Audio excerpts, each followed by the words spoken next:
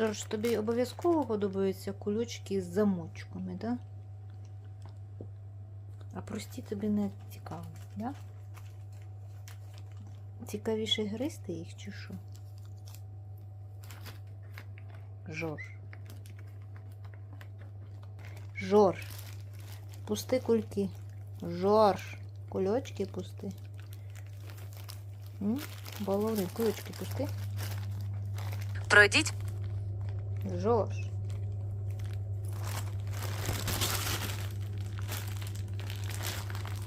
Ай, як балуємося, як балуємося. Як нам кульочок сподобався.